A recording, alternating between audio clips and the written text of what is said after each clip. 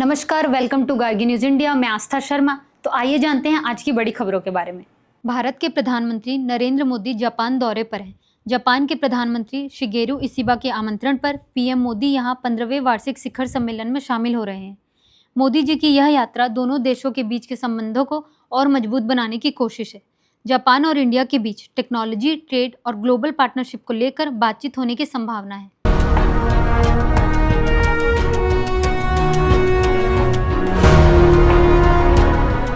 Communication minister Jyotiraditya Scindia ने flood affected areas में mobile connectivity restore करने को लेकर एक हाई लेवल रिव्यू मीटिंग की। मीटिंग में ऑफिशियल्स ने ग्राउंड सिचुएशन पर डिटेल्ड रिपोर्ट पेश की और बताया कि फ्लड की वजह से कई जगहों पर जैसे हिमाचल प्रदेश, उत्तराखंड और जम्मू एंड कश्मीर में कम्युनिकेशन नेटवर्क प्रभावित हुआ है।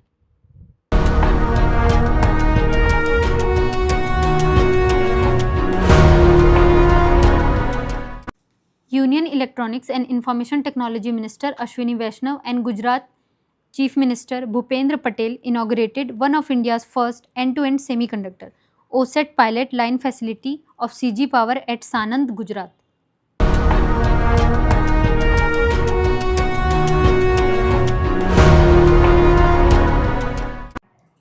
बिहार के पटना में आज बीजेपी वर्कर्स ने एक बड़े मार्च का आयोजन किया। ये मार्च प्राइम मिनिस्टर नरेंद्र मोदी के अपमान के खिलाफ किया गया। बीजेपी नेताओं ने कहा कि विपक्ष के कुछ बयान पीएम मोदी के प्रति असम्मानजनक हैं और पार्टी इसे बिल्कुल टॉलरेट नहीं करेगी। मार्च के दौरान बीजेपी वर्कर्स ने स्लोगन्स लगाए और डिमांड किया कि जो भी प्राइम मिनिस्टर के खिलाफ आपत्तिजनक टिप्पणी कर रहे हैं उनके खिलाफ एक्शन लिया जाए। पटना में सिक्योरिटी अरेंजमेंट्स टाइट किए गए थे ताकि सिचुएशन कंट्रोल में रहे।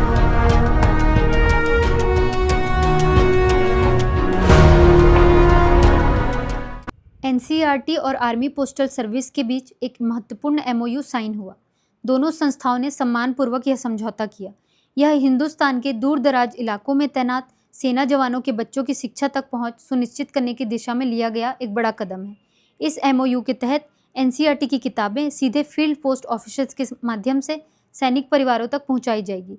ये फील्ड पोस्ट ऑफिसेज सेना, वायुसेना और नौसेना तीनों को सेवा प्रदान करते हैं।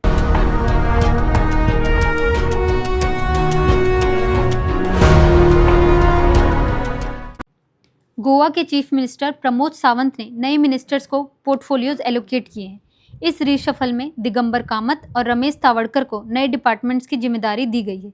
सीएम ने कहा कि इस कदम से गवर्नेंस और एफिशिएंट होगा और लोगों तक स्कीम्स की डिलीवरी और तेजी से पहुंच पाएगी।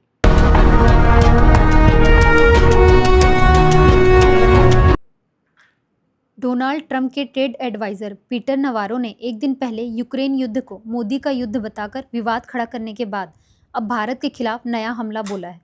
नवारो ने अपने सोशल मीडिया पोस्ट में भारत पर आरोप लगाया है कि वह क्रेमलिन का मनी लॉन्ड्रोमेंट बन गया है। उनका कहना है कि भारत सस्ते दाम पर रूस से कच्चा तेल खरीदकर उसे रिफाइन करता है और फिर ईंधन को वैश्विक स्तर पर निर्यात करता है। नवारो के मुताबिक इस प्रक्रिया से होने वाला मुनाफा सीधा रूस के यूक्रेन युद्ध को फंड करता है।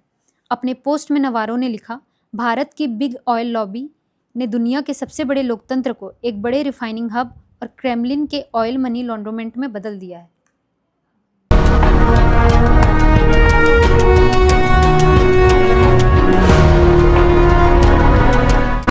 छत्तीसगढ़ में बारिश और बाढ़ से आम जनता को परेशानी। सीएम ने रिलीफ ऑपरेशंस को फास्ट ट्रैक करने के दिए निर्देश।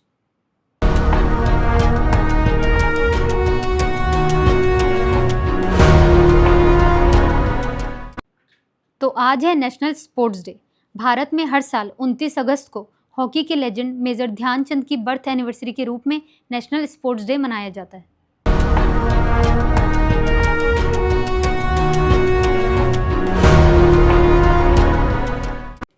उत्तराखंड के कई इलाकों में आज सुबह बादल फटने की घटनाएं सामने आई हैं। भारी बारिश के चलते नदी नाले उफान पर हैं और निचले इलाकों में पानी भर गया है। प्रशासन के अनुसार कुछ गांवों का संपर्क टूट गया है और राहत बचाव दल को तुरंत मौके पर भेजा गया है। फिलहाल किसी बड़े नुकसान की आधिकारिक पुष्टि नहीं हुई है, लेकिन लोगों को सतर्क रहने और सुरक्षित स्थानों पर शरण लेने की सलाह दी गई है।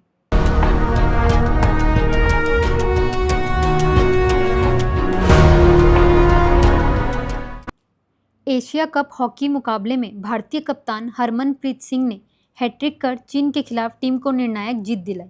यह भारत की एशिया कप में लगातार श्रेष्ठता का प्रतीक है और टीम को भविष्य के मुकाबलों के लिए आत्मविश्वास भी मिला है।